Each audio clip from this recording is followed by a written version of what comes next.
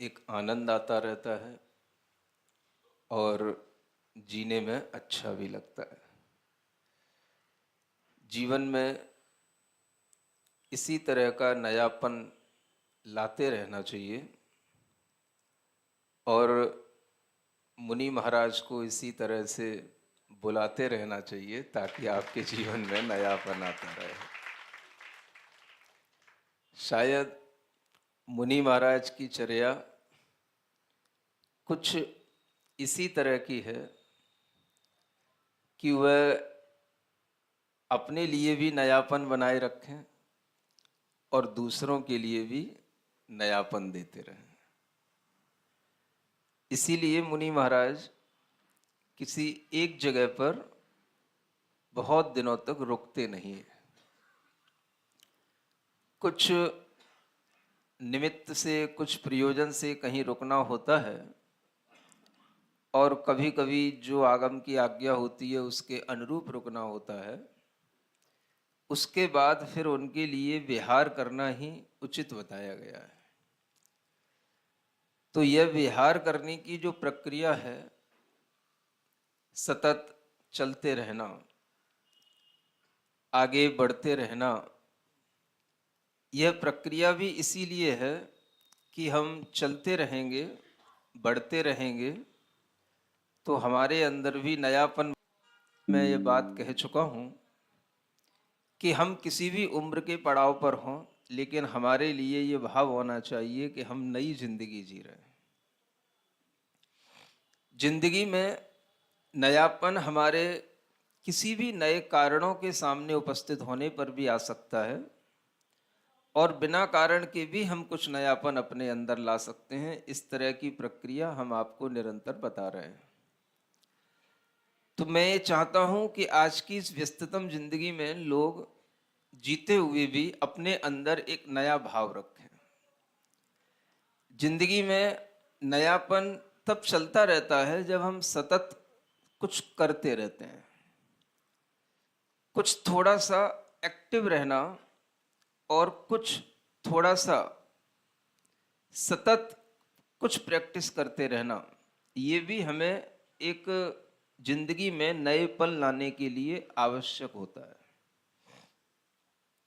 अगर आप कुछ नहीं करते हैं और आपके लिए कोई भी ऐसी चीज नहीं है जो आपकी प्रैक्टिस में है, तो आपके लिए धीरे धीरे कुछ ना कुछ ऐसा स्थायी भाव सा आ जाएगा जो स्थायी भाव आपके लिए पुरानेपन के साथ में आपको जीने में अनुत्सुक बनाएगा।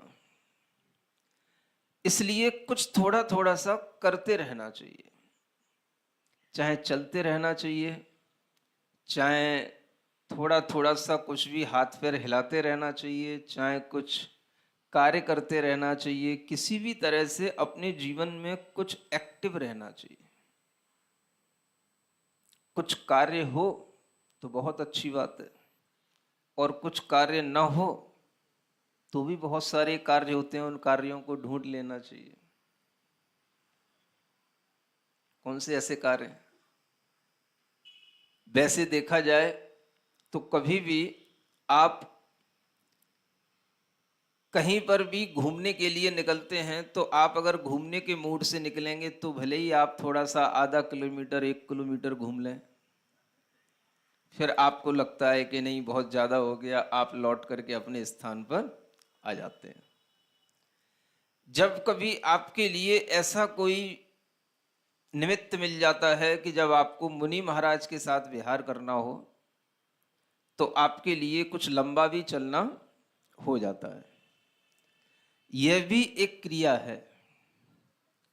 अगर आपको कुछ नहीं आ रहा है तो आप केवल चलना सीख लीजिए, चलते रहिए, गाड़ी में नहीं। कैसे? पैरों से। पैरों से चलेंगे तो पूरे शरीर में क्रिया होगी।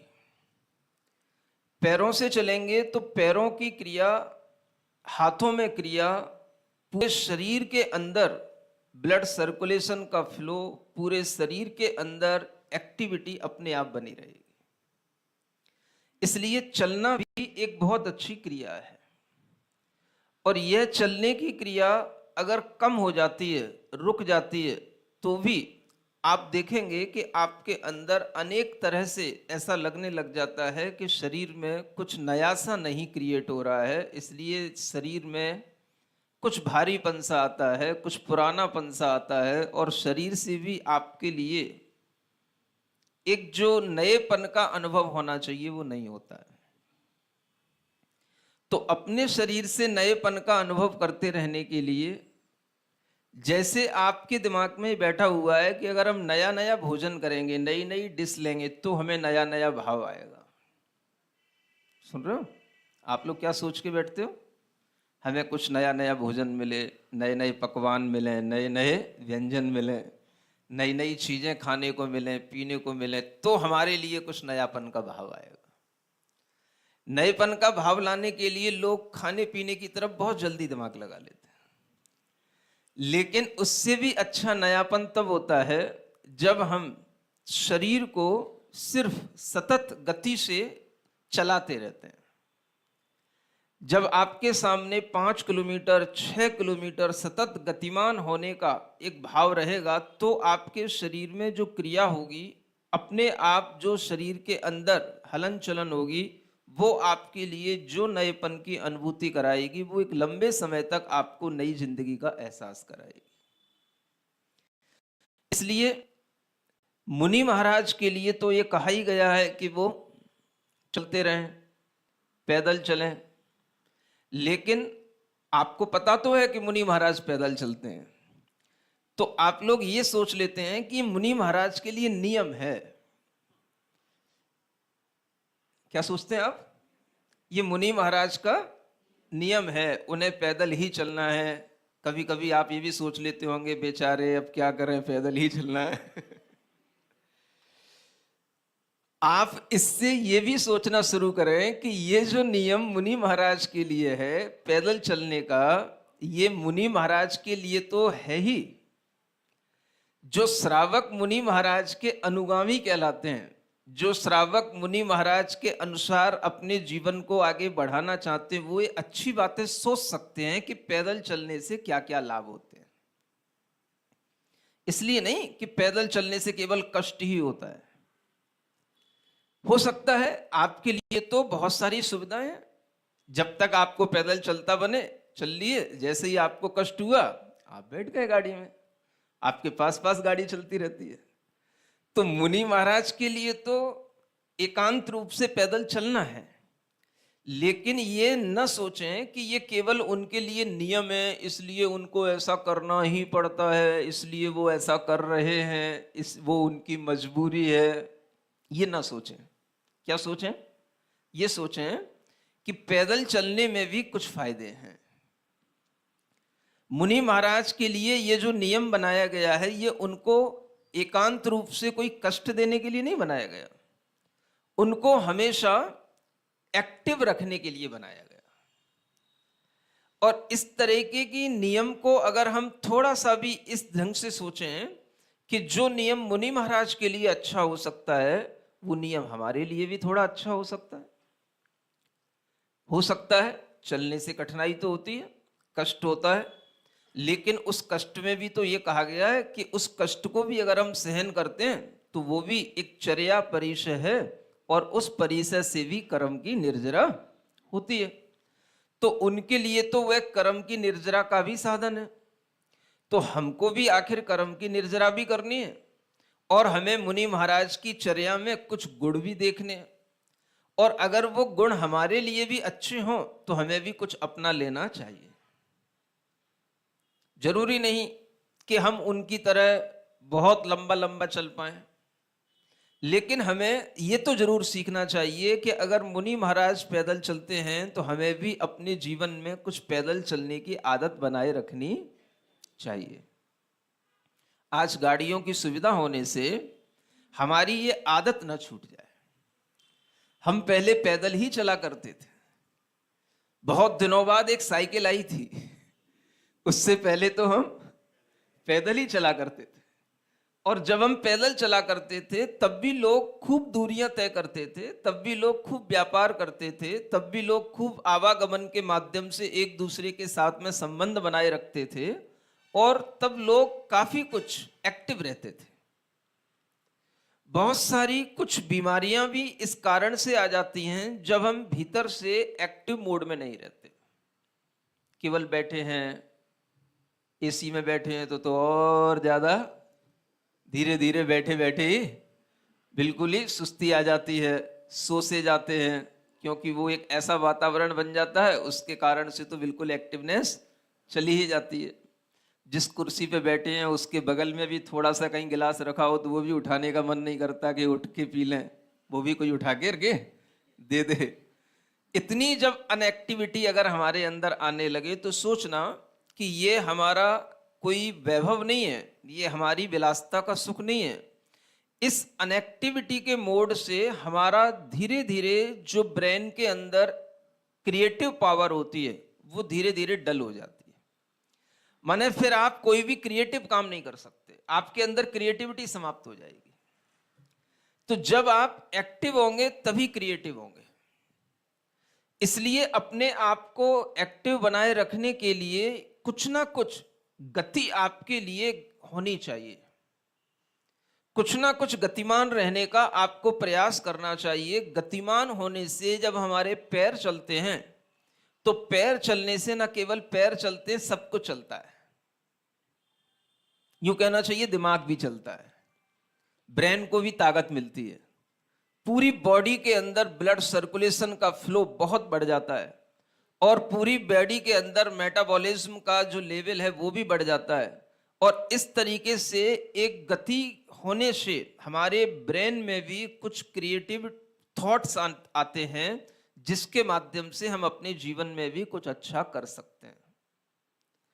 तो एक गति होना चाहिए, कहीं ना कहीं हमारे शरीर को भी कुछ ना कुछ गति मिलनी चाहिए। शरीर को गति मिलेगी तो शरीर में नयापन आएगा, मस्तिष्क को गति मिलेगी, मस्तिष्क को नई ऊर्जा मिलेगी, नया ब्लड फ्लो मिलेगा, तो उसके अंदर भी कुछ नया थॉट आएगा, और उसी से आपके जीवन में कुछ नयापन आएगा। इसलिए यह पैदल चलने की प्रक्रिया, इसको साइंटिफिक वे में हमें देखना चाहिए। ऐसा नहीं सोचना चाहिए कि बस महाराज का नियम है, वो अपने सड़क पर जो है पैरों को घसीटते जाते हैं, घिसते रहते हैं, उनका चलना उनके लिए मजबूरी है। आप लोग अगर ऐसा सोचेंगे तो आपको मुनि महाराज के गुणों के प्रति कभी भी आकर्षण उत्पन्न नहीं होगा। सुन रहे हैं? ये बात हम इसलिए कह रहे हैं क्योंकि हम शक्ति नगर में बैठे हैं, तो कुछ शक्ति की बात करनी चाहिए। तो शक्ति का प्रयोग जब हम करते रहते हैं तो हमें शक्ति से एक नयापन आता रहता है। आचार्य महाराज हमेशा कहते थे, शक्ति अगर प्रयोग में नहीं लाई जाती है तो वो शक्ति डेड हो जाती है, मर जाती है। आपके पास शक्ति है, लेकिन अगर आप उसका प्रयोग नहीं करते हैं तो उस शक्ति का कोई भी फिर आपके लिए फर्दर कोई यूज नहीं हो सकता। तो आपके अंदर ये भाव रहना चाहिए कि हम अपनी शक्तियों का कुछ प्रयोग करते रहें। मानो आपके पास शरीर है, पैर हैं, पैर किस लिए होते हैं?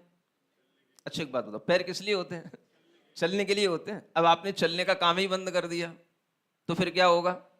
जब पैरों की शक्ति जाएगी तो क्या होगा? घुटनों में दर्द होगा ना। पैरों की शक्ति जाएगी तो समय से पहले आपके लिए चलने की असमर्थता स्वयं समय से पहले आपके पास आएगी। पैरों की शक्ति जाएगी तो आपके अंदर जो कुछ भी आपके दिमाग में कुछ क्रिएटिव हो सकता था वो भी धीरे धीरे समाप्त हो जाएगा। आपकी जिंदगी उतनी रहेगी, बस गाड़ी में बैठे अपने काम से गए, खाए पिए, फिर अपनी गाड़ी में बैठे, फिर अपने काम पर आ गए, बस इतना सा करते करते आप अनएक्टिव हो जाएंगे धीरे धीरे। तो एक्टिव बने रहने के लिए अपनी शक्ति का प्रयोग करें। आप सोचते हैं नहीं चलेंगे तो थक जाएंगे, क्या सोचते हैं? चलेंगे तो थक जाएंगे। अगर आप यहां बैठ करके सोचें कि हम 5 किलोमीटर चल करके वापस लौट करके आते हैं, या 2 किलोमीटर चल करके फिर 2 किलोमीटर वापस लौट करके आते हैं, तो आप कहेंगे नहीं, तो 2 किलोमीटर तो बहुत होता है, यहां से वहां तक पैदल, इतने में तो हम थक जाएंगे। ये जो आपकी सोच है, इस सोच से आप अपने अंदर जो आपकी ताकत थी, आपके पास ताकत 10 किलोमीटर भी चलने की थी, लेकिन आपने 2 किलोमीटर में ही अपने आप को थकान महसूस करा ली। नतीजा क्या होगा? आप अगर थोड़ा भी नहीं चलेंगे, 2 किलोमीटर भी कभी चलने की अपने अंदर क्षमता नहीं रखेंगे, तो कभी अगर आपको 2 किलोमीटर चलना पड़ गया तो फिर आपका ब्लड प्रेशर बहुत हाई हो जाएगा। नहीं समझे? कभी अगर महाराज के चक्कर में कहीं घसीट गए, मतलब घसीटने का मतलब अब महाराज को अपने घर पर ले जाना है ना, तो नवदा भक्ति करनी है, आहार कराना है, तो आहार कराने के लिए महाराज को पैदल ले जाना पड़ेगा। फिर अगर कहीं वापस लाना पड़ गया, तब तो फिर आपके लिए पूरा दिन रेस्ट करना पड़ेगा। तो ये क्यों? हम अपनी शक्ति का सतत उपयोग करते हुए उसको बढ़ाते नहीं। शक्ति का प्रयोग करेंगे तो शक्ति बढ़ती है, और शक्ति का प्रयोग नहीं करेंगे तो शक्ति मर जाती है। तो हम पहले से ही सोच लेते हैं कि नहीं, हम 2 किलोमीटर नहीं चल सकते, हम 2 किलोमीटर में थक जाएंगे। अगर कहीं बाई चांस आपसे डॉक्टर कह दे कि आपको हार्ट की प्रॉब्लम हो गई है, आपको सुबह शुद्ध हवा का सेवन करना चाहिए और आपको रोजाना 2 किलोमीटर सुबह टहलना चाहिए, सुबह 2 किलोमीटर घर से बाहर निकल करके घूमना चाहिए, तो आप सोचोगे हाँ, अब डॉक्टर कह रहा है, अब जरूर करना चाहिए। क्या समझ में आ रहा है? डॉक्टर कहता है तो बात मानते हो, और मुनि महाराज कहते हैं तो सोचेंगे, देखेंगे, है ना? अगर आप मुनि महाराज की बात मानते रहोगे तो डॉक्टर के पास जाने की जरूरत पड़ेगी आपको? है? अपने आप को थोड़ा सा एक्टिव बनाए रखोगे, और छोटी छोटी सी ऐसी कोई भी चेष्टाएं ये सोच करके भी कर लेना कि ये मुनि महाराज करते हैं इसलिए हम भी करते हैं। अगर मुनि महाराज भी तो व्यक्ति ही हैं, मनुष्य ही तो हैं, जब वो करते हैं तो हमारे लिए भी करने में इससे नुकसान नहीं होगा। अगर हम ऐसी विचारधारा रखेंगे, ऐसी अपने अंदर सोच रखेंगे, तो आपके लिए उससे बहुत फायदे मिलेंगे। एक तो आपको मुनि महाराज की किसी भी क्रिया पर ऐसा विचार नहीं आएगा कि ये तो उनके लिए करने को है। आपको लगेगा नहीं, ये जो क्रिया उनके लिए अच्छी हो सकती है, वो क्रिया कहीं हद तक हमारे लिए भी अच्छी हो सकती है। तो आपका मुनि महाराज के गुणों के प्रति झुकाव होगा, और उससे जो है आपके अंदर मुनि महाराज के प्रति भी एक जो गुणों के प्रति अनुराग उत्पन्न होना चाहिए, वो उत्पन्न होगा। जब मुनि महाराज के गुणों के प्रति अनुराग होगा, तो मुनि महाराज के अंदर वो गुण कहां से आए? तो आगम में बताए गए, शास्त्र में बताए गए, तो आपको शास्त्र लिखित बात पर भी विश्वास बनेगा। तो इस तरह से आपकी सोच थोड़ी सी जब बदलेगी, तो आपका इन्हीं सब चीजों को देखते हुए देव, शास्त्र, गुरु से भी अनुराग बनेगा, तो आपके अंदर एक नया श्रद्धा का भाव आएगा। एक श्रद्धा का भाव तो अभी बना हुआ है, जैसा हम अपने थॉट पैटर्न पर बिल्कुल अपने आप को